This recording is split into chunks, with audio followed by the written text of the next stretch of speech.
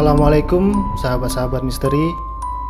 Kembali lagi bersama Tobat Nakal Official. Di episode kali ini saya akan menceritakan satu kisah misteri adanya sebuah pesugihan dari salah satu rumah makan di daerah Kalimantan. Tapi seperti biasa, sebelum saya melanjutkan kisah misteri kali ini, jangan lupa untuk dukung terus channel Tobat Nakal Official dengan cara subscribe dan bunyikan lonceng notifikasinya agar kalian tidak ketinggalan dengan kisah-kisah misteri lainnya.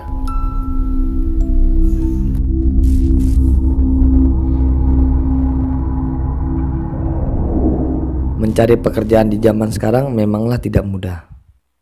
Apalagi cuma berbekal ijazah SMA seperti aku sekarang. Jangan harap bisa kerja di kantoran, apalagi berangan-angan duduk di bawah AC sambil menatap layar komputer. Itu cuma mimpi rasaku. Kakak pertamaku yang jelas-jelas sarjana komputer saja sampai saat ini belum mendapatkan pekerjaan. Padahal dulu lulusan terbaik di kampusnya. Aku rasa gelar sarjana saat ini tidak memberikan pengaruh apa-apa. Aku sendiri sampai detik ini belum juga mendapatkan pekerjaan. Ya, walaupun aku cuma lulusan sekolah tata boga, tapi skill memasakku di atas rata-rata.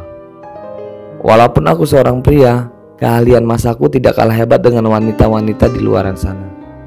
Sudah banyak begitu kursus dan seminar yang diadakan chef terkenal guna menambah kemampuanku. Bukan itu saja, berbagai sertifikat dan penghargaan memasak juga banyak aku dapatkan. Setelah lulus sekolah tata boga, aku memutuskan menyusul kakak keduaku yang sedang menyelesaikan kuliah perminyakan di kota Balikpapan. Berharap bisa mendapatkan pekerjaan di kota tersebut. Dengan memodalkan ijazah sekolah menengah atas dan berbagai macam sertifikat kursus memasak, aku mengadu nasib ke kota tersebut, berharap bisa diterima menjadi koki di hotel atau paling tidak di koki restoran ternama. Sudah bukan rahasia umum, kota Balikpapan merupakan kota sibuk memiliki banyak hotel berbintang. Bukan itu saja, karena di sana terdapat banyak perusahaan minyak yang dikelola asing. Sudah dipastikan kalau kota itu menjadi tempat persinggahan para ekspatriat. Namun kenyataannya, sudah 6 bulan ini aku kesana kemari melamar pekerjaan, tapi belum satu pun panggilan kerja ku terima. Sempat ada rasa putus asa menyelimutiku. Sempat pula aku berpikir untuk kembali saja ke kota kelahiranku, karena kota Balikpapan belum bisa mewujudkan mimpiku.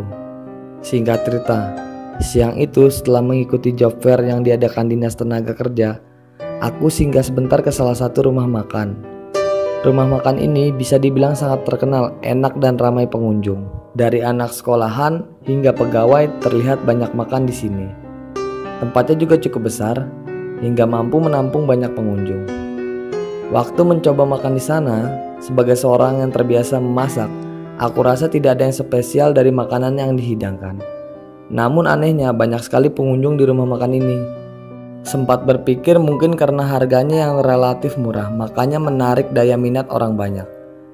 Setelah selesai makan dan hendak membayar, tanpa sengaja aku mendengar pembicaraan kasir dengan salah seorang temannya.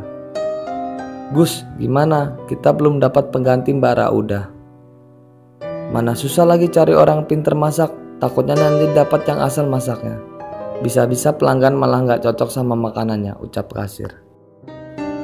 "Iya Mas Andi, padahal saya sudah posting di media sosial juga kalau tempat kita lagi buka lowongan kerja dan sedang cari orang yang pintar masak. Tapi sampai sekarang belum dapat juga," jawab temannya. Tanpa basa-basi, aku langsung menghampiri dan menanyakan perihal pembicaraan yang tanpa sengaja aku dengar tadi. Siapa tahu ini rezekiku bisa bekerja di sini. "Maaf Mas, saya tadi tidak sengaja mendengar kalau Masnya lagi cari tukang masak ya?" tanyaku. "Iya Mas, koki yang biasa masak di sini pulang kampung karena sakit. Jadi pada bingung cari penggantinya," jawab kasir tersebut. "Kebetulan saya lulusan tata boga Mas. Alhamdulillah punya skill masak dan sering ikut kursus chef terkenal juga. Kalau diizinkan saya mau melamar, siapa tahu saya beruntung bisa kerja di sini," jawabku. "Wah cocok, boleh Mas, besok siang Mas kesini biar ketemu sama ownernya sekalian," jawab si kasir. "Baik Mas, besok saya kesini lagi, semoga aja ini rezeki saya." Setelah menawarkan diri untuk bekerja di rumah makan tersebut, aku langsung pulang. Sepanjang jalan aku terus berdoa, semoga saja kali ini jadi rezekiku. Sehingga aku bisa bekerja di rumah makan tadi. Di samping tempatnya besar, pengunjungnya juga ramai. Itu bisa jadi penyemangatku buat bekerja nanti. Sesampainya di rumah, aku langsung berbicara dengan kakakku perihal aku ingin bekerja di rumah makan tersebut. Tanya kakakku, rumah makan yang di mana? Rumah makan yang di Simpang 4 yang selalu ramai setiap harinya. Bentar, maksudmu rumah makan yang ramai betul dekat Simpang 4 lampu merah tersebut? Iya betul mas. Pas aku makan di sana aja ramai banget, sampai ada ngantri nunggu meja yang kosong. Kamu yakin Gung mau kerja di sana? Gosip-gosipnya rumah makan itu agak berbeda dari yang lainnya. Memangnya gosip apa mas? Rumah makannya gak halal atau gimana? Tanyaku penasaran. Ah sudahlah, itu cuma gosip saja. Mungkin saja yang menyebarkan gosip saingan bisnis rumah makan itu. Yang penting kalau kamu kerja di sana harus tetap waspada dan jaga diri yang baik. Pesan kakakku sebelum ia pergi masuk ke kamar. Aku sempat penasaran mengenai gosip apa yang dimaksud kakakku mengenai rumah makan tempat aku akan bekerja. Tapi setelah kupikir-pikir dengan matang, aku tetap mantap ingin mencoba melamar kerja di sana.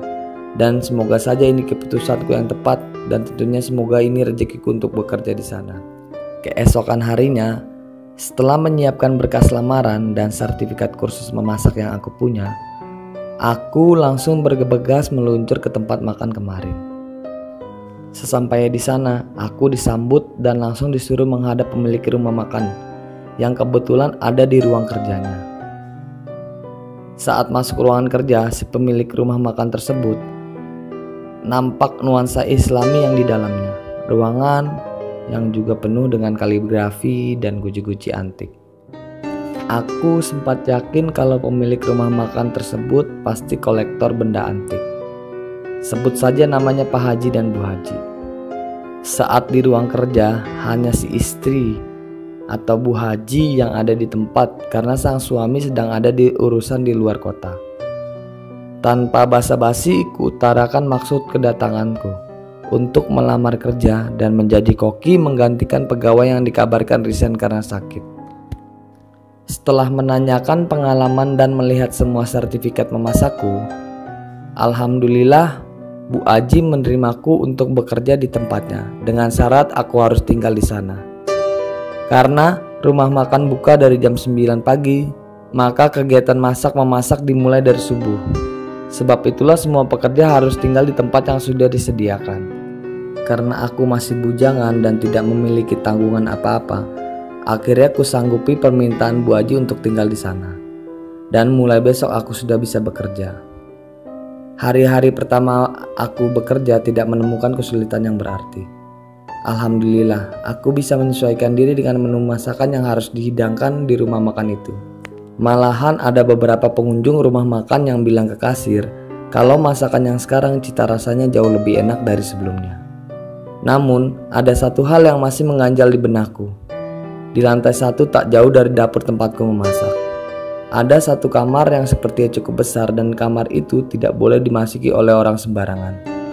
Aku pernah bertanya pada Mas Andi selaku kasir yang sudah lama bekerja di sana mengenai kamar tersebut.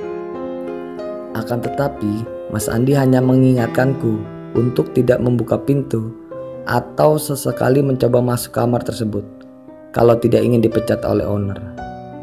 Bukannya puas dengan jawaban Mas Andi, aku malah semakin penasaran.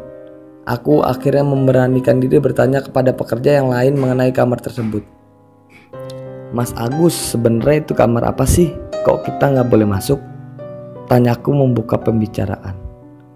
Walah mas, aku juga nggak paham itu kamar apa. Selama ini yang pernah masuk kamar itu cuma owner dan Mas Andi saja. Kalau kita yang lain nggak berani masuk ke sana. Lagian Mas Andi juga masuk hari-hari tertentu saja. Itu juga kalau pas disuruh owner, jawab Agus. Nah, terus Mas Agus nggak tanya ke Mas Andi itu kamar apa isinya? Tanyaku makin penasaran. Sudah mas, tapi Mas Andi nggak mau kasih tahu. Dia cuma bilang pokoknya itu kamar keramat. Isinya mantep, bisa bikin betah siapa saja yang tinggal di dalamnya, jawab Agus. Terus Mas Agus gak penasaran pengen lihat isi kamarnya gimana? Ya penasaran Mas, tapi kan dari awal kerja sudah diperingatin gak boleh buka apalagi masuk kamar itu, kalau gak nanti bisa dipecat. Daripada saya dipecat terus gak punya pekerjaan, ya mending saya anggap aja kamar itu gak ada, jawab Agus sambil berlalu meninggalkanku sendiri yang masih kebingungan. Pagi ini setelah selesai membuat bumbu, aku melihat Tio dan Mbak Puji pulang dari pasar membawa berbagai macam sayuran dan buah-buahan. Tapi bukan ini sebenarnya yang membuat aku heran. Ada satu keranjang yang isinya penuh berbagai macam bunga, dari mawar, kenanga, sedap malam dan lain sebagainya. Aku yang penasaran akhirnya bertanya untuk apa bunga sebanyak itu dibeli. Tidak mungkin kan untuk dimasak? Mbak Puji, buat apa beli bunga banyak-banyak gitu? Mbak Puji mau mandi kembang ya? Tanyaku sambil bercanda. Ya biasalah, pokoknya ini pesanan Bu Aji, jawab Mbak Puji. Memang buat apa sih? Tanyaku kali ini pada Tio, yang terlihat serius sedang mencicipi buah-buahan. Benar kata Mbak Puji Mas, hehehe. Nanti Mas Agung tahu sendiri ini bunga sebenarnya buat apa, jawab Tio. Jawaban Tio dan Mbak Puji yang sekedarnya malah terkesan bercanda makin membuatku semakin penasaran. Sebenarnya untuk apa bunga sebanyak itu dibeli? Karena rasa penasaran sudah memenuhi otakku, aku kembali bertanya pada Mas Agus yang dari tadi awal memang lebih terbuka padaku. Mas Agus, itu Tio sama Mbak Puji beli bunga segitu banyak buat apa? Mau disayur, tanyaku sambil tertawa. Kan besok itu 1 suro, Gung. Bu Aji biasanya beli bunga dan buah setiap bulan sekali atau pas tanggal 1 suro. Buah sama bunga itu ditaruh di kamar dapur, jawab Mas Agus sambil menuju kamar yang ia maksud. Iya, kamar keramat yang tidak boleh dimasukin orang sembarangan. Buah sama bunga ini buat sesaji ya Mas? Atau buat apa Mas? Kalau buat malam 1 suro kan biasanya buat yang gaib-gaib, tanyaku makin penasaran. Yo, aku nggak ngerti Gung. Aku juga dulu penasaran waktu awal-awal kerja. Buat apa beli bunga, buah banyak-banyak gitu? Wong yang di kamar aja buahnya nggak rusak-rusak biarpun sudah 1 minggu di dalam kamar. Terus kalau sudah lama gitu buah sama bunganya dibuang atau dibiarkan saja menumpuk di kamar Mas? Biasanya dibagikan sama Bu Aji ke kita-kita, para pegawai. Anak-anaknya sih bilang buahnya masih bagus, cuma rasa aja yang hambar. Gak ada manis-manisnya atau ketutnya sama sekali, jawab Mas Agus. Bu Aji punya peliharaan kali Mas, jawabku. Spontan buat Mas Agus sedikit melotot ke arahku. Hus, jangan ngomong sembarangan. Nanti kedengaran bahaya Gung. Saya dulu juga mikirnya begitu. Tapi ya cari aman aja lah, daripada saya kenapa-napa. Saya pura-pura gak tahu aja lah pokoknya. Kamu juga Gung, hati-hati kalau ngomong. Takutnya nanti bikin kamu susah sendiri, pesan Mas Agus seraya meninggalkanku yang masih kebingungan. Panjang lebar bertanya pada Mas Agus nyatanya tak memberi jawaban yang aku harapkan. Aku tetap saja masih diliputi rasa penasaran. Setelah seharian memasak makanan para pengunjung, tiba waktunya rumah makan tutup. Hari ini rumah makan tutup lebih awal dari biasanya. Malam ini juga jadwal para pekerja off karena besok rumah makan tidak buka. Bu Haji dan Pak Haji memberikan 2 kali hari libur dalam sebulan untuk para pekerjanya. Pada saat off libur kerja, ada beberapa pekerja yang memilih untuk pergi jalan-jalan. Ada yang pergi menjenguk sanak saudara, ada juga yang memutuskan untuk pulang ke rumah, bertemu keluarga masing-masing. Aku sendiri memutuskan untuk tetap di mes. Tempat kami para pekerja tinggal karena kakakku sedang pergi keluar kota. Otomatis tidak ada siapapun di rumah kontrakan. Daripada sendiri di rumah, mending aku tidur di warung karena ada beberapa bagian karyawan yang tidak pulang. Malam itu hanya ada aku, Tio, dan Sabta di mes. Para pekerja wanita semuanya malam itu pulang ke rumah masing-masing. Kami bertiga dari tadi sibuk bermain game PlayStation kepunyaan Tio.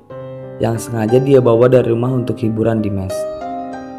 Setelah puas bermain, aku memutuskan untuk turun mandi karena kamar mandi memang letaknya ada di lantai bawah. Setelah selesai mandi dan hendak kembali ke atas, tanpa sengaja aku melihat kamar keramat yang letaknya di pojok rumah itu, pintunya sedikit terbuka. Dengan penuh penasaran, pelan-pelan aku berjalan menuju kamar itu. Setibanya di depan kamar, alangkah terkejutnya aku. Terlihat dengan jelas Mas Andi ada di dalam kamar tersebut, sedang meletakkan buah dan bunga-bunga di atas meja panjang. Tak lama, Mas Andi juga menyalakan lilin yang ada di atas meja.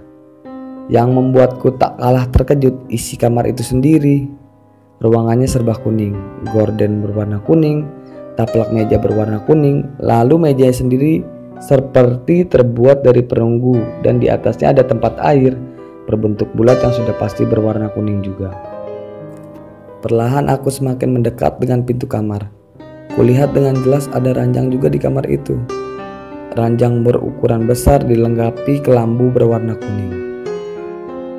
Karena takut ketahuan, pelan-pelan aku mundur meninggalkan kamar dan naik ke lantai 2. Sesampainya di kamar, kembali aku tanyakan ke teman-temanku perihal kamar yang barusan aku lihat.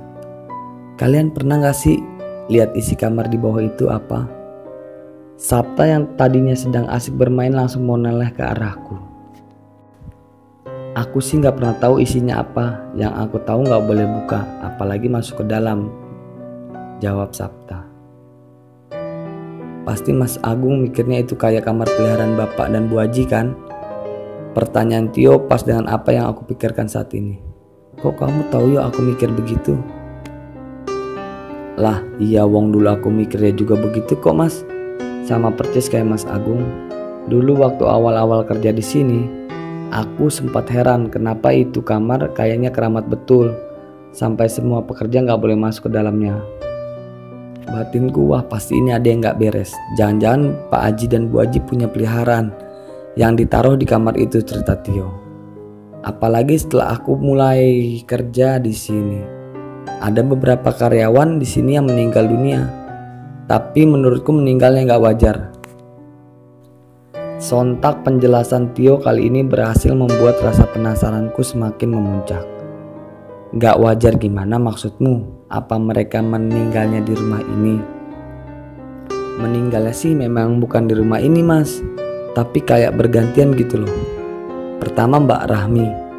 Gak ada angin, gak ada hujan, tiba-tiba aja dia minta berhenti kerja dengan alasan orang tuanya sakit keras. Terus gak ada yang ngurus, makanya dia minta berhenti kerja karena mau ngurusin kedua orang tuanya. Lalu 3 atau 4 hari setelah kepulangan Mbak Rahmi ke kampung, malah dia yang meninggal dunia, padahal yang sakit kan orang tuanya bukan dia. Kata adiknya, Mbak Rahmi meninggal karena serangan jantung. Terus 2 bulan kemudian si Bambang meninggal dunia ketabrak truk waktu pulang ke rumah saat jadwal off kerja. Nah yang terakhir si Sinta berhenti kerja karena mau menikah. Belum sempat nikah malah meninggal juga. Kata orang tuanya tiba-tiba meninggal waktu dia lagi tidur siang di rumahnya. Kan ganjil Mas. Walau dipikir-pikir, masa sih Mas orang tidur tau-tau meninggal? Penjelasan Tio berhasil membuat bulu kuduku bergidik. Aku gak habis pikir Mas. Kenapa pekerja di sini meninggal gantian gitu? Lah aku jadi merinding. Ceritain ke Mas Agung. Nah, terus kenapa kamu tetap betah padahal tahu di sini ada yang aneh-aneh Tio terdiam sesaat mendengar pertanyaanku. Aku takut Mas nanti nasibku kayak yang lain. Nanti pas berhenti kerja bukannya tenang malah ikutan meninggal. Ngeri Mas. Jadi ya tak tahan-tahanin aja. Anggap aja aku gak ngerti apa-apa blas, jawab Tio sedikit berbisik ditambah raut wajahnya yang tampak semakin serius. Aku jadi semakin antusias apa yang akan selanjutnya ia ceritakan kepadaku. Besoknya pas Mas Agus mau sholat, malamnya Sabto melihat cewek rambut panjang berdiri pas di samping jendela kamar. Kalau ceweknya diem aja gak apa-apa Mas, nah ini ceweknya malah ketawa nyaring. Makanya sekarang Mas Agus kalau sholat gak pernah di kamar lagi. Dia rela jalan sedikit di langgar depan sana daripada malamnya digangguin makhluk-makhluk gaib, tambah Tio. Terakhir Mas, pernah juga Mas Agus gak sengaja lihat genderuwo berdiri pas di depan pintu kamar keramat. Yang tadinya dia mau ke WC, yo gak jadi, malah langsung putar balik ke kamar daripada kenapa-kenapa di bawah. Mendengar teriak Tio, bukannya takut, aku malah semakin penasaran. Sebenarnya apa sih isi kamar di bawah itu sehingga begitu dikeramatkan? Apa benar Pak Haji dan Bu Haji memang punya peliharaan gaib yang taruh di sana, batinku?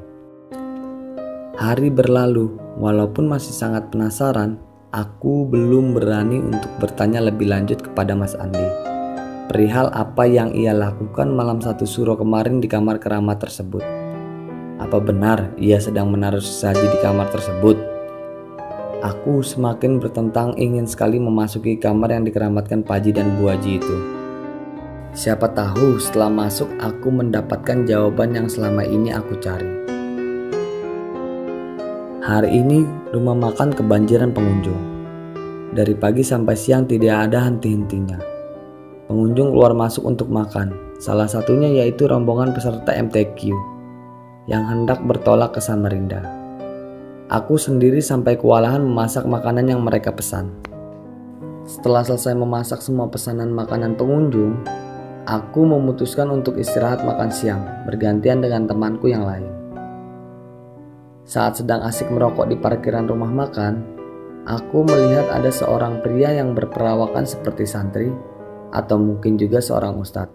Sedari tadi dipaksa temannya untuk masuk dan ikut menyantap makan siang.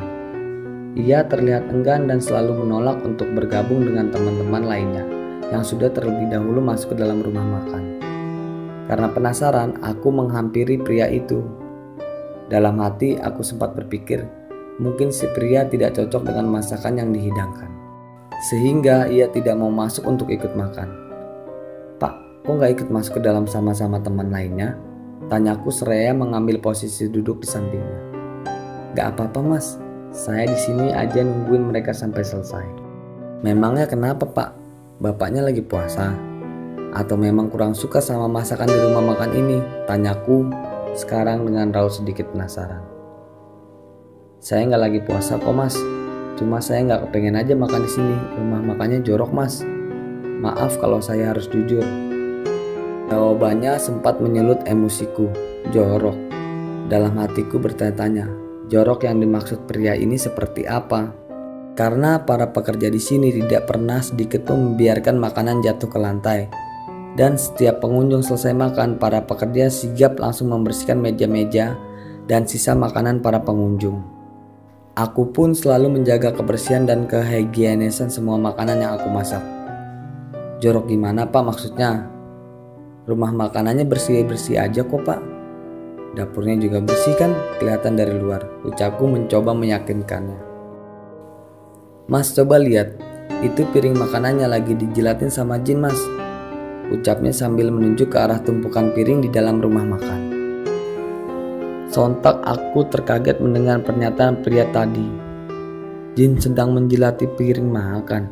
Yang benar saja, mana aja jin siang-siang begini, pikirku. Pasti pria ini cuma mengada-ngada saja. Kalau sampai dijilatin jin itu kan jorok Mas. Bayangin aja kita pakai barang bekas liur jin. Bekas liur manusia aja kita nggak mau Mas, apalagi ini bekas jin. Lagian kalau rumah makan ada jinnya pasti pakai penglaris toh. Dan setahu saya juga biasanya yang pakai penglaris itu semua makanannya enak kalau dimakan langsung di warungnya.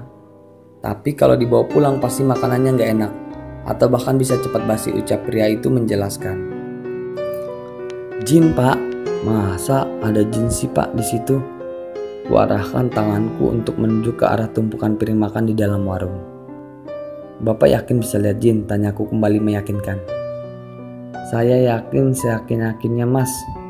Saya memang bisa lihat yang gaib-gaib. Nah, sepenglihatan saya ada jin yang lagi jilatin piring makan di sana. Terus di meja dekat kasir juga ada makhluk hitam besar, rambutnya gondrong, matanya merah. Lagi ngawasin siapa saja yang keluar masuk rumah makan ini." Mendengar penjelasan pria tadi, aku langsung merinding. Bayangkan saja, siang-siang begini, makhluk tak kasat mata itu bukannya tidur mempersiapkan diri untuk berkeliaran di malam hari, malah terlihat sibuk lalu lalang di dalam warung tempatku bekerja. Tapi penjelasan pria tadi seperti menjawab rasa penasaranku selama ini. Berarti kecurigaanku mengenai peliharaan Pak Haji dan Bu Haji benar adanya. Mungkin selama ini yang membuat rumah makan ramai, ya peliharanya ini yang selalu kerja rodi siang malam membuat Pak Haji dan Bu Haji semakin kaya raya. "Mas, sudah lama kerja di sini?" tanya orang itu. "Enggak mas, saya belum genap sebulan di sini." "Memangnya kenapa ya mas?" "Hati-hati aja ya mas. Tempat yang usaha pakai penglaris gini biasanya kalau bukan anak si pemilik, ya pekerjanya yang dijadiin tumbal sama empunya yang peliharaan." Aku menelan ludah kasar. Aku sebenarnya juga takut kalau aku yang target tumbal berikutnya. Setelah kejadian bapak yang bisa lihat jin di rumah makan kemarin, aku semakin kepikiran makhluk apa sebenarnya yang pelihara bapak dan ibu Haji selama ini. Apakah seorang genderuwo, tuyul, atau jenis jin lainnya? Dalam hati sebenarnya aku juga tak habis pikir bagaimana mungkin Pak Haji dan Bu Haji yang notabene seorang haji bisa bersekutu dengan jin. Apa ini jalan pintas mereka untuk mendapat kekayaan? Asik memikirkan persoalan jin kemarin, tiba-tiba aku dikejutkan suara ponselku yang berbunyi. Terlihat nama Doni yang muncul di layar handphoneku. Doni sendiri adalah sepupuku. Ia mengabarkan akan berkunjung ke Balikpapan 2 hari lagi untuk urusan dinas bersama manajer kantornya. Karena posisiku juga di Balikpapan, ia ingin bertemu denganku sekalian membawakan barang-barang titipan dari ibu. Setelah selesai berbicara dengan Doni, kuputuskan bersiap-siap tidur. Malam itu hawa di kamar sangat panas, tidak seperti biasanya. Tepat pukul 1 malam aku terbangun, tubuhku bercucuran keringat. Sepertinya hari akan turun hujan, maka dari hawanya sangat panas, menyengat daripada biasanya. Aku sendiri berinisiatif untuk membuka jendela, sehingga ada angin masuk ke dalam dan hawa panas di kamar bisa keluar. Saat ku buka jendela, aku melihat seperti Mas Andi dan Pak Haji dan salah seorang karyawan Pak Haji yang tak ku kenal berdiri berkumpul di belakang bangunan dapur.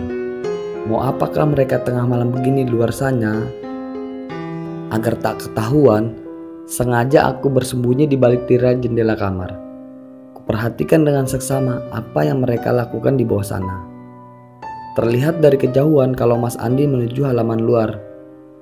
Lalu tak berapa lama ia masuk kembali sambil membawa seekor kambing berwarna hitam.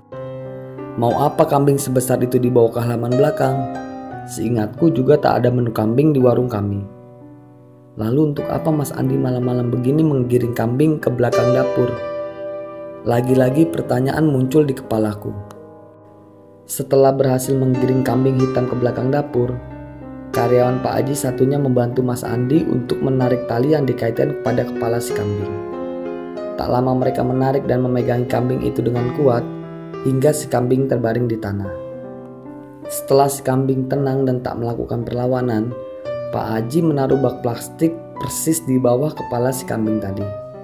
Aku sempat berpikir, apa mungkin bak itu digunakan untuk menyangga darah si kambing setelah disembelih nanti. Benar saja apa yang ada di pikiranku. Setelah Pak Haji berhasil menyembelih kambing, ia langsung memindahkan darah yang sudah terkumpul di bak plastik ke dekat pohon ketapang yang ada di belakang rumah makan. Dari balik tirai, aku terus memperhatikan apa lagi yang akan terjadi setelah ini. Kulihat mulut Pak Haji komat kami seperti membaca doa. Lalu tak lama kemudian ia menutup kepala kambing yang sudah disembelih dengan kain hitam. Setelah menunggu sekitar 15 menit, Mas Andi membuka kain hitam tersebut. Aku terperanjat dengan apa yang aku lihat saat itu. Kepala kambing yang semula utuh berubah menjadi tulang belulang saja. Darah yang ada di dalam bak tadi juga sudah tidak ada. Lalu kemana perginya daging dan darah yang ada dipersiapkan Pak Haji sebelumnya? Ini bukan sulap, ini pasti ada yang gak beres di sini. Yang membuatku tak kalah terkejutnya, di balik rangka kepala kambing yang disembelih tadi, kulihat ada banyak uang seperti pecahan 100 ribuan, tersusun sangat rapi. Uangnya masih begitu kencang seperti uang yang baru saja diambil dari bank. Berarti benar dugaanku selama ini kalau Pak Haji memang bersekutu dengan jin pesugihan. Kalau dipikir dengan akal sehat, bagaimana mungkin bisa tiba-tiba ada uang sebanyak itu kalau bukan makhluk gaib yang membawakannya? Ini jelas-jelas aneh dan gak masuk akal. Pak Haji memang benar-benar mendapatkan bantuan dari bangsa jin, pikirku. Masih asik memperhatikan gerak-gerik Pak Haji yang lain di bawah. Tiba-tiba aku mencium seperti bau bunga melati di sekitar jendela kamar. Semakin lama baunya semakin tercium tajam. Padahal tidak ada tanaman bunga di halaman belakang mes atau rumah makan.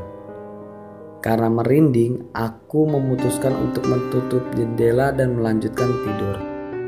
Baru saja hendak menutup jendela, aku dikejutkan dengan kehadiran sosok wanita berbaju merah terbang seperti hendak menghampiriku. Sontak aku terkejut. Sepenglihatanku, wajah wanita itu hancur penuh darah. Ia juga melambai-lambai ke arahku sambil tertawa. Tanpa aba-aba, aku langsung menutup jendela kamar dan berlari ke atas tempat tidur. Kututup wajahku dengan bantal sekuat tenaga. Aku berusaha untuk tidur. Saat sedang berusaha untuk tidur, aku kembali mendengar suara tangisan dan sesekali seperti suara tawa seorang wanita. Makin lama suaranya makin terdengar sangat dekat. Mungkin saja itu suara makhluk yang mau menghampiriku di jendela tadi. Perasaanku campur aduk malam itu. Kubaca semua doa yang ku tahu hingga aku tertidur dengan sendirinya. Esok harinya, saat selesai sarapan, kulihat teman-teman di warung ramai berkumpul seperti sedang menceritakan sesuatu. Aku memang yang selalu penasaran mencoba bertanya apa yang sedang terjadi. Kenapa kok kayaknya ramai betul, tanyaku penasaran. Ini loh Gung, anak-anak kaget dapat berita kalau Harry meninggal dunia tadi malam, jawab Mas Agus. Harry siapa, tanyaku kembali. Walah, lupa, kamu ya pasti gak kenal sama Harry. Harry itu pegawai di sini. Kemarin off kan dia, izin pulang ke kampung seberang mau ketemu orang tuanya. Nah, tadi malam waktu dalam perjalanan kembali ke Balikpapan, dia kecelakaan. Tiba-tiba motornya nabrak trotoar terus dia pendarahan. Pas dibawa ke rumah sakit, nyawanya gak sempat tertolong karena kehabisan banyak darah, cerita Mas Agus. Aku langsung menatap Tio yang berdiri di samping Mas Agus. Lagi-lagi sepertinya Tio paham apa yang sedang aku pikirkan saat ini. Karena sudah waktunya bekerja, aku langsung beranjak pergi menuju tempat masak. Tak lama Tio menyusulku dapur. Mas Agung pikirannya sama-sama saya, ucap Tio sambil melanjutkan kegiatan memasak. Jangan-jangan meninggalnya Harry ada hubungannya sama peliharaan Pak Haji dan Bu Haji. Mungkin juga Harry dan teman-teman yang meninggal sebelum itu dijadikan tumbal sama Pak Haji dan Bu Haji. Maksud Mas Agung, teman-teman yang selama ini meninggal sengaja dijadiin tumbal gitu. Tapi buat apa ya Mas? Kan mereka haji. Loh, masa main tumbal-tumbalan segala, tanya Tio dengan polosnya. Ya mana aku tahu buat apa. Mungkin aja Pak Haji sama Bu Haji memang beneran ikutan pesugihan supaya cepat kaya. Makanya pakai tumbal-tumbal segala. Dan pekerjaan di sini yang dijadikan mangsanya. Kemarin aja ada pelanggan rumah makan kita yang lihat jin lagi jilatin piring makanan di bawah. Terus dia juga ngomong kalau di dekat meja kasir ada jin yang hitam yang sering nungguin. Terus kamu tahu nggak, semalam aku juga lihat dengan mata kepalaku sendiri. Pak Haji sama Mas Andi lagi sembelih kambing di belakang sana. Tengah malam buta, mereka sembelih kambing buat apa coba? Terus waktu kambing sudah selesai disembelih, kepalanya ditaruh di bawah pohon ketapang sana. Kamu tahu apa yang kulihat? Tanyaku penuh emosi. Memang Mas Agung lihat apa semalam? Kok gak bangunin aku jadi aku bisa lihat juga, kata si Tio. Aku lihat kepala kambing yang disembelih itu berubah jadi tumpukan uang. Coba kamu pikir, masa iya kepala kambing bisa berubah jadi uang? Pasti ada apa-apanya kan?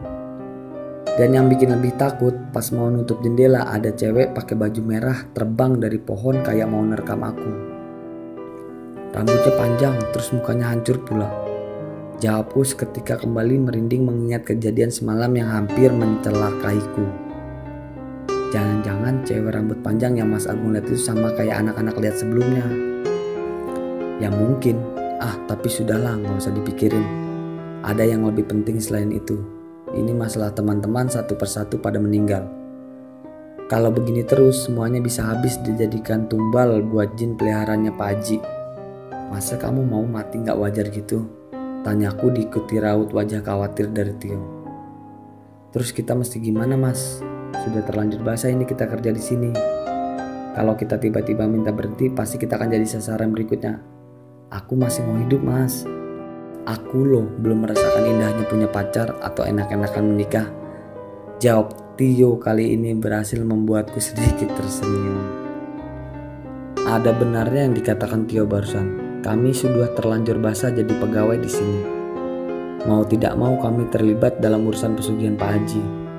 Semisal tiba-tiba kami kabur atau meminta berhenti, sudah pasti kamilah yang dijadikan target berikutnya. Kalau ditanya takut atau tidak, sebenarnya aku juga takut kalau dijadikan tumbal oleh Pak Haji. Tapi aku juga bingung harus bagaimana. Hari ini pikiranku benar-benar tak karuan, memikirkan semua kejadian terjadi di rumah makan. Sempat terlintas di pikiranku apa Mas Andi juga punya andil di semua kejadian ini. Mas Agung, teriak Sapta membuyarkan lamunanku. Kenapa? Bikin kaget aja kamu. Maaf mas, itu di depan ada yang cari Mas Agung, kata saudara Mas Agung, jawab Sapta. Ku intip dari jendela siapa yang mencariku sepagi ini. Setelah ku cek ternyata Doni yang mampir ke rumah makan bersama temannya. Aku langsung ke depan menghampiri Doni. Aku kira gak jadi mampir ke sini. Habisnya gak ada telepon atau SMS dulu buat kabarin ucapku. Buru-buru tadi Gung, untung saja sopir taksi tahu tempat kerjamu ini, jawab Doni. Ya pas tahu, rumah makan ini terkenal jadi semua orang pasti tahu, jawabku sedikit bangga. Oh iya, kalian mau sekalian makan? Tenang aja tak traktir. Lagian ini aku yang masak kok, tawarku pada Doni. Wah boleh, mumpung gratis juga Gung. Lagian di sini ramai banget, ya pasti masakanmu enak. Makanya banyak yang berkunjung buat makan, ucap Doni. Alah bisa aja. Ya udah pilih aja mau makan apa nanti dibuatkan. Oh iya, ada toilet enggak Gung? Aku dari tadi kebelat mau ke kamar kecil. Ada, dari sini lurus saja. Terus dekat pintu itu sebelah kanan nanti ada tulisan toilet di pintunya, ucapku sambil menjelaskan. Setelah 5 menit pergi ke toilet, Doni langsung menghampiriku yang masih setia menunggunya di meja makan. Gung, makanannya sudah kamu pesanin belum? Tanya Doni. Ya belum, kan kamu belum milih mau makan yang mana. Jadi mau makan terus minum apa? Biar langsung aku buatkan, tanya pada Doni. Gak usah Gung, aku gak jadi makan, nanti gampang. Aku beli makanan dekat hotel, jawab Doni. Loh, memangnya kenapa? Mau kembali ke hotel sekarang? Baru juga sampai. Kok tiba-tiba jadi buru-buru gini? Tanyaku penasaran melihat raut wajah Doni yang mulai tak enak.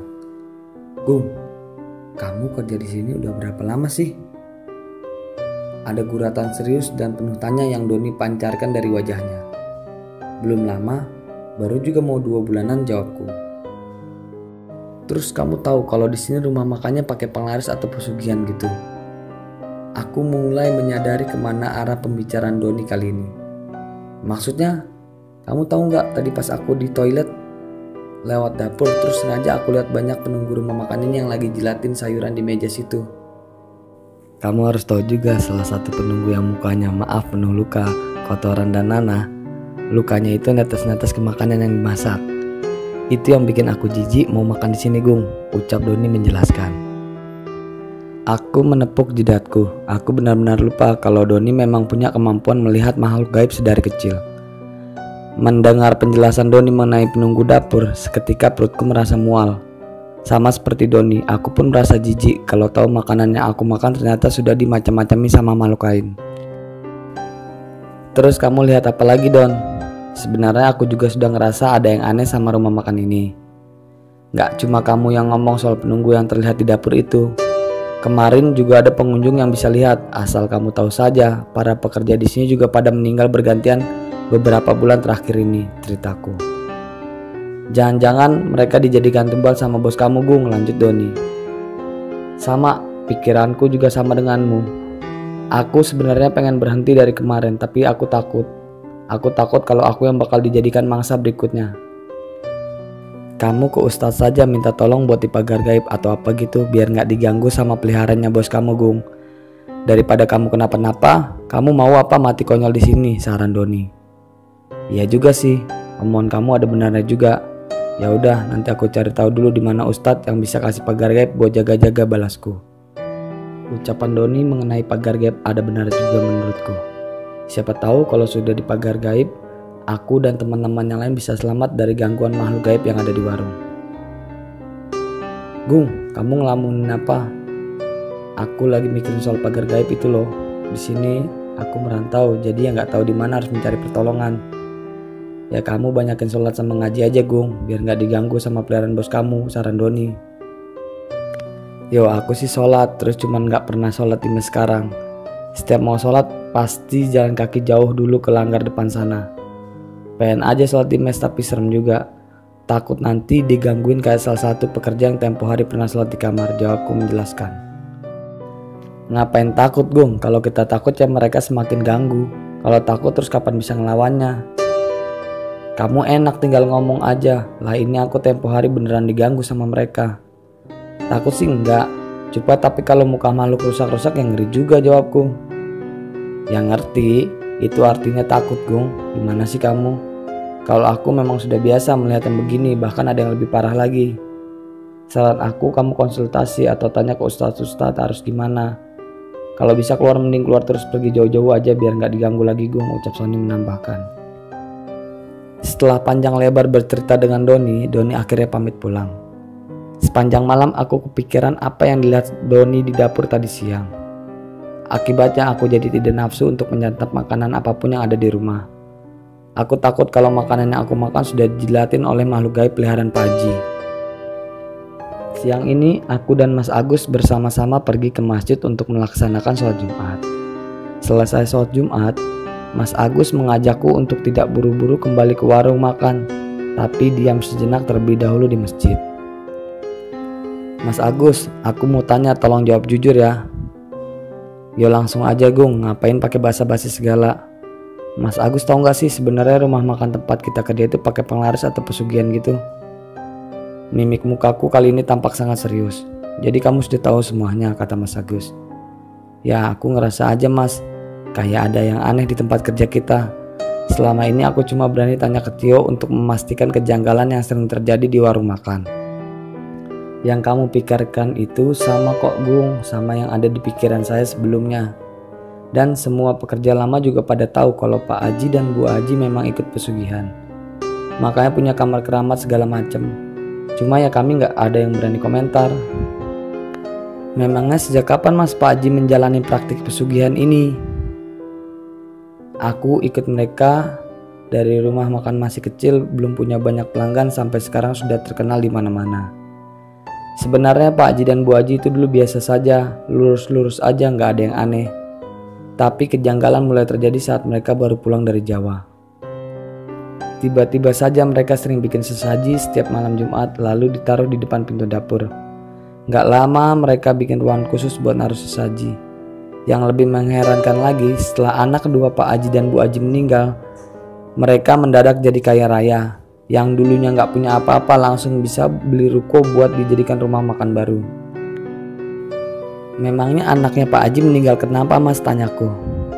Katanya sih sakit, tapi tiba-tiba gitu sakitnya. Dan asal kamu tahu juga Gung, banyak yang bilang kalau anak Pak Haji dan Bu Haji dijadikan tumbal supaya bisa cepat kaya. Yang terbukti kan setelah meninggal mereka langsung jadi orang kaya. Saya juga ngerasa kalau teman-teman yang meninggal di sini dijadikan tumbal untuk peliharaan Pak Haji dan Bu Haji. Makanya pekerja di sini setiap 3 bulan sekali pasti ganti terus, cerita Mas Agus. Terus soal peliharaan Pak Haji yang suka jilatin tempat makan di warung, Mas Agus tahu juga. Dulu almarhum Mbak Rahmi pernah ngomong kalau dia bisa melihat banyak makhluk halus di dalam warung. Dia memang punya kelebihan bisa lihat hal gaib. Menurut cerita media, makhluk itu ada yang tugasnya jilatin piring dan gelas, ada yang ngangkangin kuah sayur, ada yang jagain tamu di depan pintu masuk, dan macam-macam lah. Awalnya saya nggak percaya, pikir saya Allah, pasti Mbak Rahmi itu mengada-ngada. Mas, satu lagi, Mas Agus tahu nggak isi kamar keramat itu apa? Atau pernah nggak sekali aja masuk ke dalam sana? Mas Agus sempat terdiam sebentar. Entah mungkin ada perasaan takut dalam dirinya untuk menceritakan apa sebenarnya fungsi dari kamar keramat di dapur itu. Kalau masuk aku nggak pernah, Gung, kata Mas Agus. Kalau lihat isinya dari luar sih pernah. Tapi menurut anak-anak yang nggak sengaja lihat, isinya ya seperti kamar pada umumnya, cuma dibalut dengan nuansa kuning. Kalau kata almarhum Mbak Rahmi, kamar itu tempat tinggal semua makhluk peliharaan Pak Haji. Makanya di dalam kamar itu banyak sesaji. Kalau Pak Haji mau semedi juga tidurnya di kamar itu. Lagi-lagi aku kembali termenung mendengar apa yang diceritakan Mas Agus. Sempat terbersit dalam hatiku, kenapa Pak Haji tega menumbalkan anak dan para karyawannya hanya untuk mengejar harta dunia? Apa mereka nggak takut sama dosa di akhirat nanti? Terus Mas, itu Mas Andi ikut-ikutan Pak Haji juga? Soalnya tempo hari saya ada lihat Mas Andi bantuin Pak Haji nyembeli kambing tengah malam. Ah, Mas Andi itu emang orang kepercayaannya Pak Haji dari dulu. Ya paling Mas Andi juga tahu rahasianya Pak Haji. Kamu lihat aja Mas Andi kan enak betul kalau minta apa-apa ke Pak Haji, jawab Mas Agus. Sedang asik bercerita, tiba-tiba ada seorang pria menghampiriku dan Mas Agus. Assalamualaikum, permisi, sepertinya lagi serius sekali. Maaf, tadi saya nggak sengaja dengar cerita Mas berdua, ucap pria itu. Waalaikumsalam. Iya Pak, kami lagi bingung, kalau kata orang sekarang lagi galau, jawabku setengah bercanda. Kalau tidak salah saya dengar tadi ada yang bakai pesugihan ya, tanya pria itu tanpa basa-basi kepada kami. Iya Pak, begini. Jadi bos di tempat kita kerja itu ikut pesugihan. Dulu biasa aja, terus tiba-tiba langsung kaya raya. Banyak yang mengira juga kalau rumah makan itu pakai penglaris gitu. Belum lagi di tempat kami kerja disediakan kamar khusus buat bos kami taruh seperti sesaji gitu Mas. Astagfirullahaladzim, dosa besar itu Mas. Sama aja itu mempersekutukan Tuhan. Sama aja tidak mensyukuri karunia yang sudah diberi sama Tuhan. Saya dengar juga tadi katanya ada teman yang dijadikan tumbal juga ya Mas, tanya pria itu. Kami sih belum tahu pasti Pak, tapi sepertinya dugaan kami itu benar. Karena beberapa pekerja juga bergantian meninggalnya. Lalu penyebabnya juga gak masuk akal, jawab Mas Agus.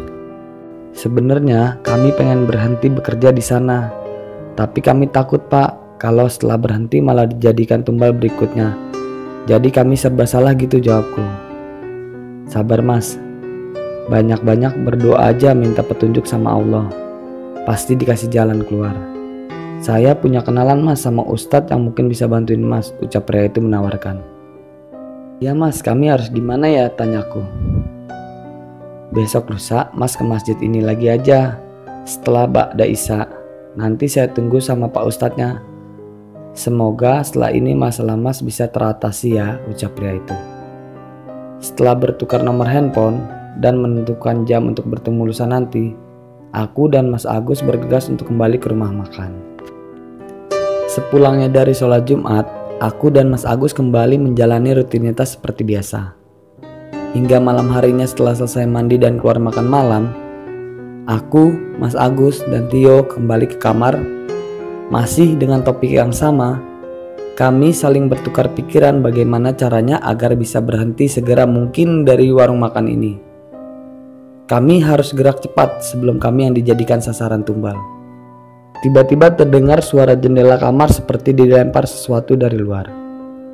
Mas Agus langsung beranjak dari tempat duduknya, lalu memeriksa benda apa sebenarnya mengenai jendela sehingga mengeluarkan bunyi yang sangat begitu keras. Saat jendela dibuka, Mas Agus mengisyaratkan kalau tidak terdapat apa-apa di luar.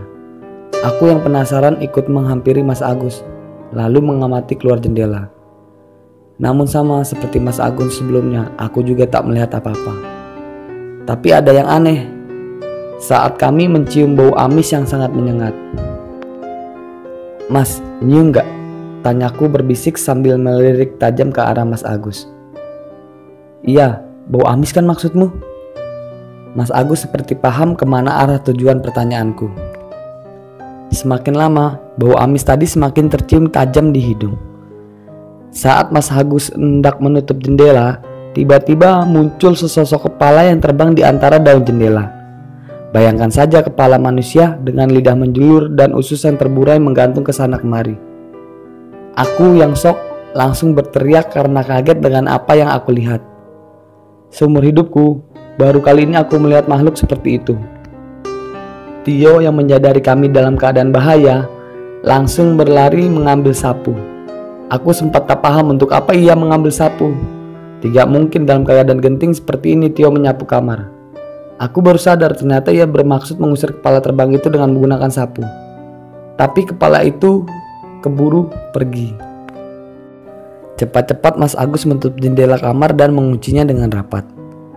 Belum lama Mas Agus menutup jendela, terdengar kembali suara jendela seperti diketuk dari luar. Makin lama, ketukannya makin terdengar nyaring. Tio langsung menghampiri jendela sambil membawa sapu di tangannya. Saat jendela dibuka, lagi-lagi tidak ditemukan siapapun di luar sana. Setelah keadaan mulai tenang, kami kembali diteror. Kali ini terdengar seperti suara orang yang sedang menangis dari luar kamar. Untungnya itu tidak berlangsung lama, karena semakin lama suara tangisannya semakin hilang dan akhirnya tak terdengar lagi. Aduh, kalau begini terus bisa-bisa mati berdiri aku mas, ucapku. Aku sih nggak takut yang beginian Gung, cuma kalau ganggu terus ya risih juga, jawab Mas Agus.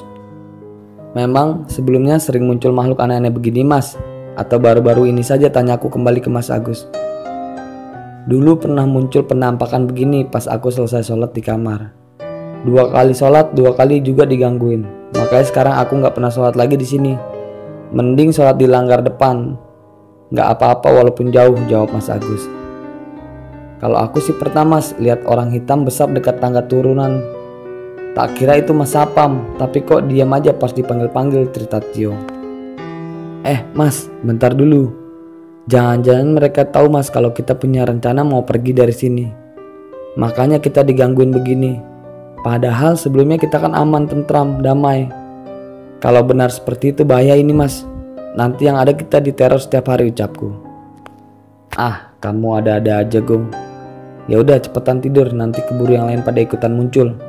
Aku nggak sabar nunggu lusa biar bisa segera bertemu sama Ustadz yang udah janji sama kita kemarin. Aku sebenarnya penasaran bagaimana caranya biar nggak digangguin sama peliharaan Pak Haji kalau kita berhenti nanti, ajak Mas Agus.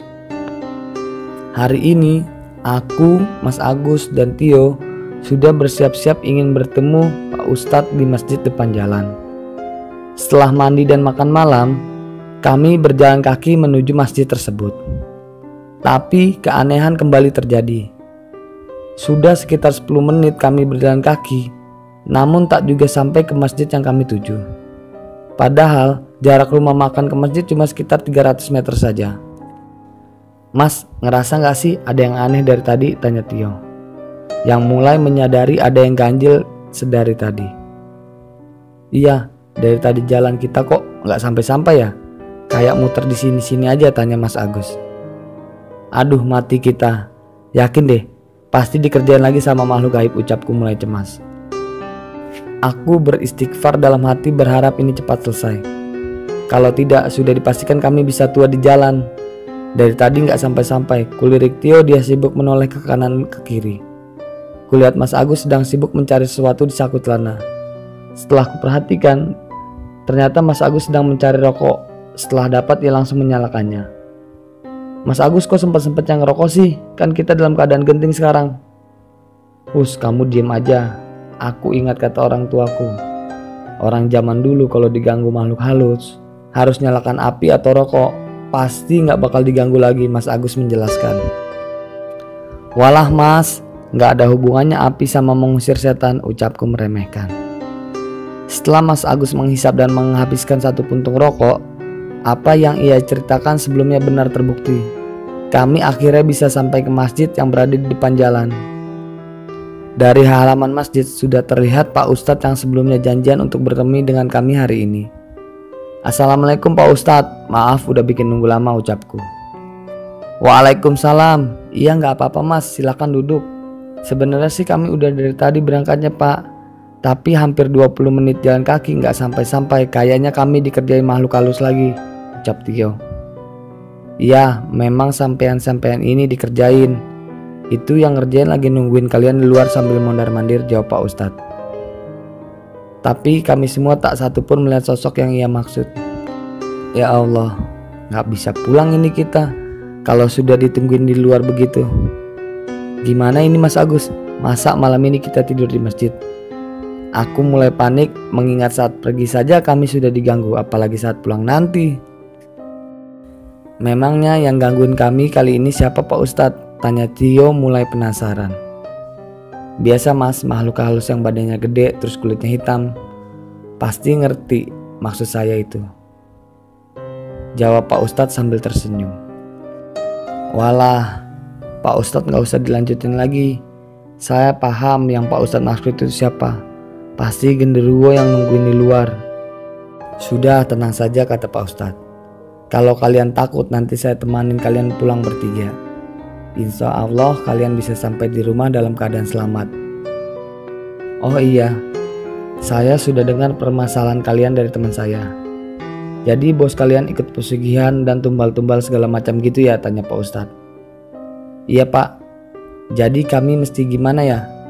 Kami sudah gak betah kerja dan tinggal di sana. Tapi kalau berhenti, kami takut dijadikan tumbal berikutnya. Kali ini Mas Agus yang ambil bagian menjelaskan pada Pak Ustadz. Hidup dan mati itu hanya hak Allah Mas. Kenapa harus takut sama makhluk ciptaan Allah? Semakin kalian takut, mereka senang ganggu. Lagian orang yang pakai pesugihan gak lama masanya Mas. Terus meninggalnya juga bakal susah matinya. Ya mudahan aja bosnya Mas cepat-cepat sadar terus mau tobat. Jadi kami mesti gimana Pak Ustadz? Ya paling tidak gak diganggu lagi sama mereka setelah berhenti kerja, tanyaku. Mudah aja Mas, kata Pak Ustadz.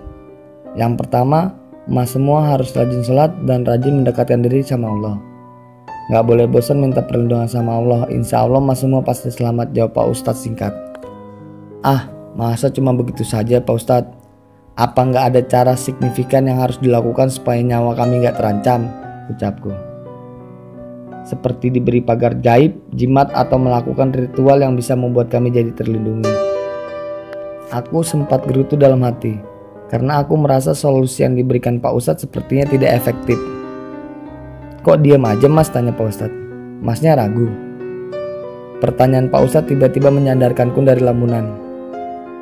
Saya tahu, pasti Mas mikir masa iya hanya dengan sholat dan menyerahkan diri saja sama Allah semuanya bisa selesai.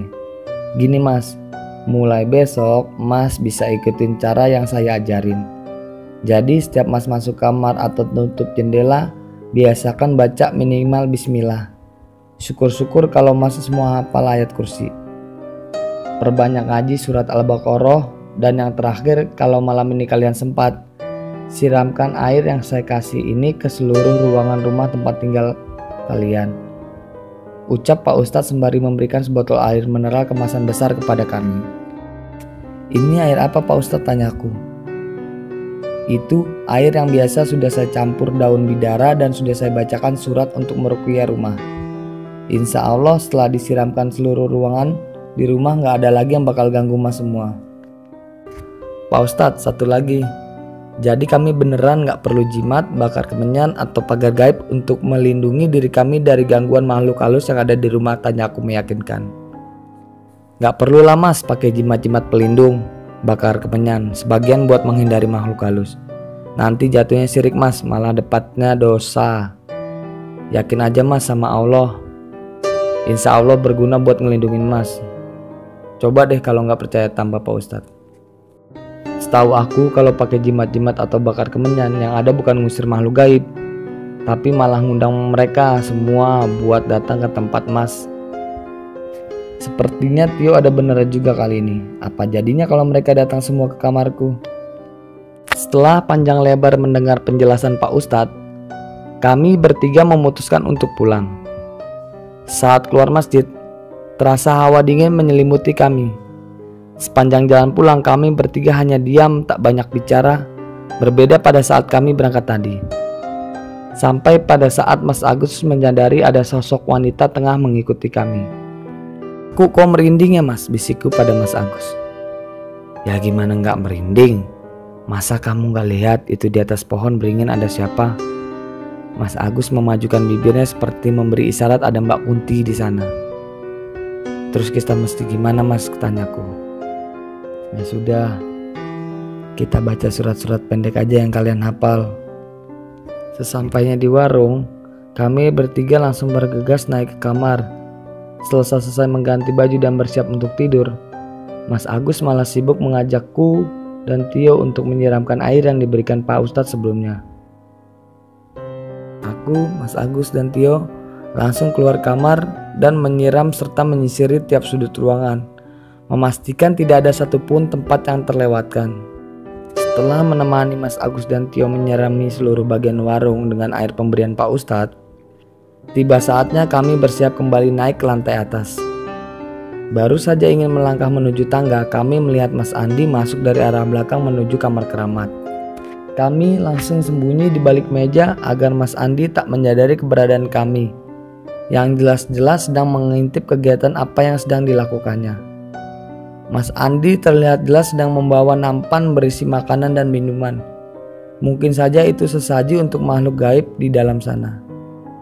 Setelah menaruh sesaji dalam kamar, Mas Andi kembali mengunci pintu kamar dan pergi ke arah keluar. Mas, dari tadi nyiram air, Mas udah nyiram kamar keramat itu belum? Tanyaku penasaran pada Mas Agus. Menurutmu, Gung, kata Mas Agus. Mas kok nanya balik? Ya aku nggak tahu Mas, kan kata Pak Ustadz harus disiram semua ruangan tanpa terkecuali. Ya belum lah Gung, gimana caranya mau nyiram kalau kamarnya dikunci, jawab Mas Agus. Gimana kalau kita curi saja kuncinya? Kan kuncinya biasanya digantung di ruangan tengah situ Mas, ucapku seraya menunjuk tempat yang dimaksud. Ya udah aku saja Mas yang ambil kuncinya. Tio pun melangkahkan kakinya menuju ruangan tengah tempat di mana kunci kamar itu diletakkan. Aku dan Mas Agus menunggu Tio dari balik meja warung. Melihat Tio sudah memasuki ruangan tengah, tak menunggu waktu lama akhirnya Tio kembali sambil membawa kunci yang dimaksud. Soal buka-membuka kamar, aku serahin ke Mas Agus aja ya. Jangan suruh aku yang buka, aku takut. Mas Agus meraih kunci kamar yang diserahkan Tio kepadanya. Pelan-pelan ia mencoba membuka kunci kamar yang dikeramatkan oleh Pak Haji. Dengan sekali tarikan akhirnya pintu berhasil dibuka. Namun naas saat pintu sudah terbuka, kami dikejutkan dengan kehadiran 3 genderuwo yang berdiri tegak di depan kami. Rambut gondrong, mata merah, kulit hitam legam, dan jangan lupa taring yang panjang, menyiratkan kalau mereka siap menerkam kami. Aku yang memang penakut memutuskan lari duluan tanpa menunggu aba-aba dari yang lainnya. Dan akhirnya diikuti Tio dan Mas Agus di belakang. Jantungku serasa mau copot, ucap Tio.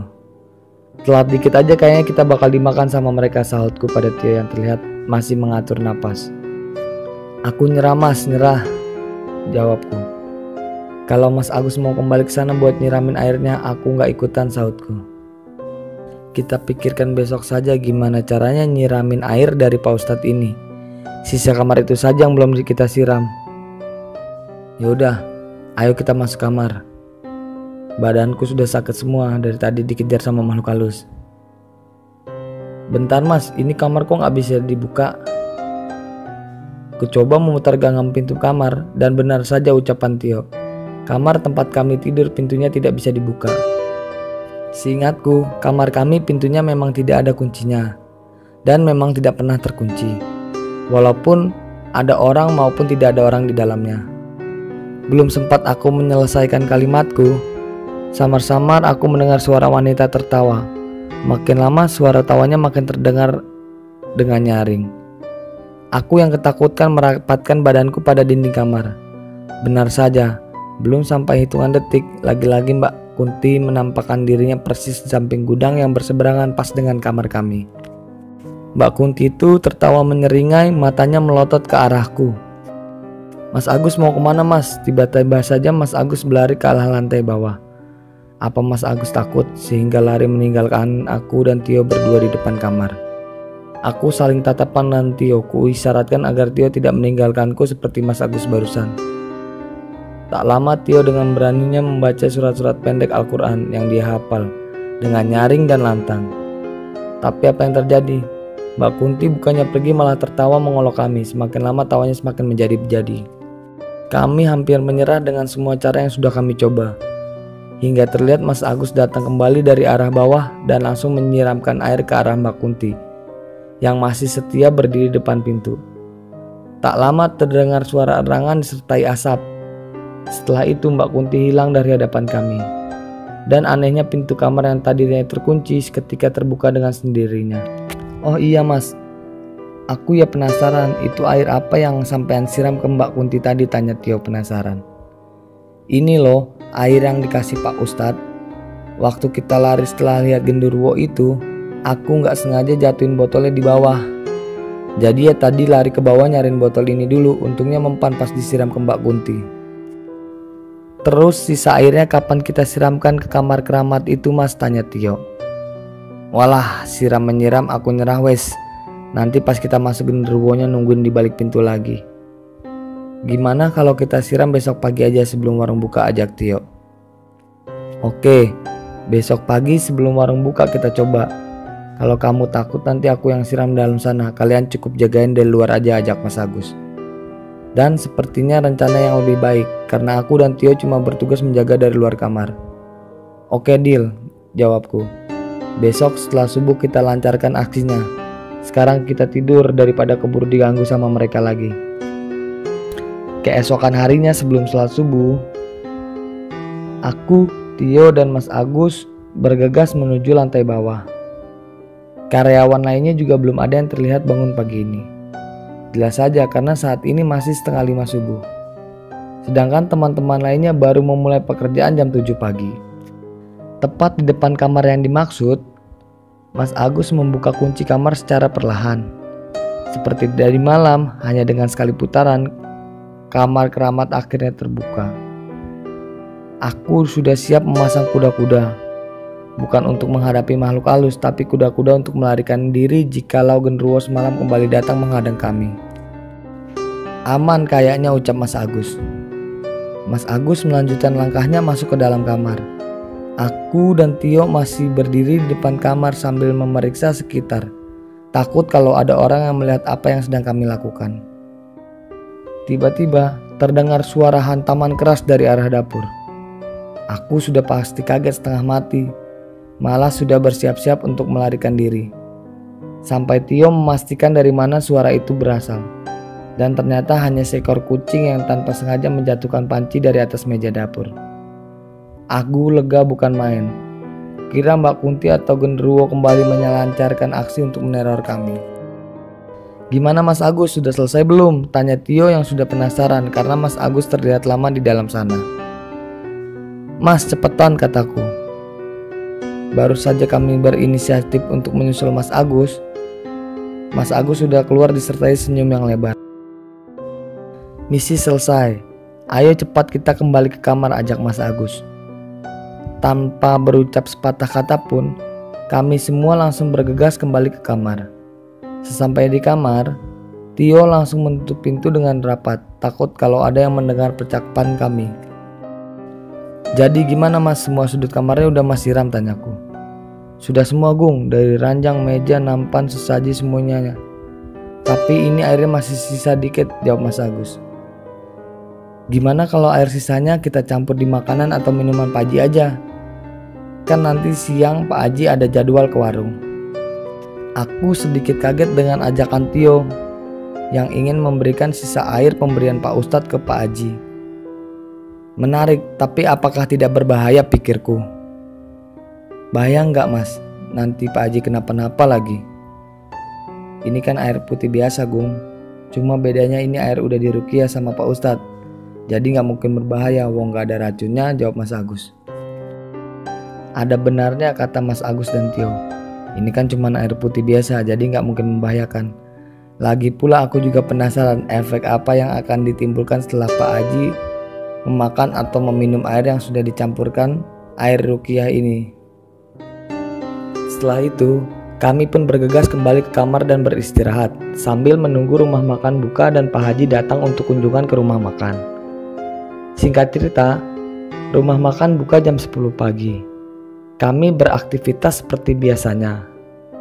Sekitar jam 11 pagi, Pak Haji sampai di rumah makan.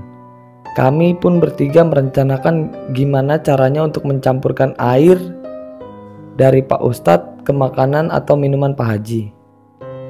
Karena Mas Agus orang paling lama bekerja di antara kita bertiga, Mas Agus punya ide bagaimana kalau kita campurkan di kopinya Pak Haji saja.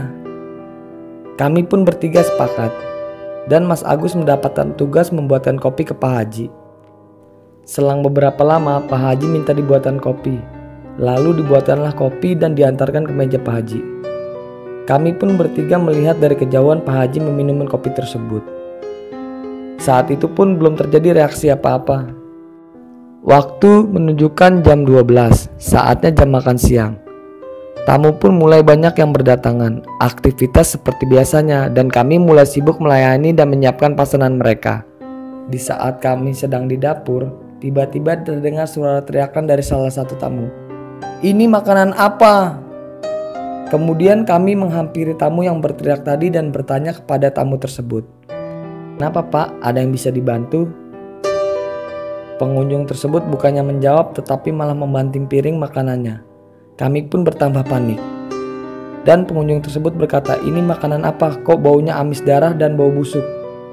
Tidak lama kami langsung memanggil Pak Haji. Dan Pak Haji pun bergegas mendatangi tamu tersebut. Yang membuat kami dan para pengunjung tambah terkejut adalah kami dan pengunjung melihat Pak Haji berubah sosoknya jadi menyeramkan dengan wajah yang hancur dan penuh darah serta mengeluarkan bau busuk yang sangat menyengat.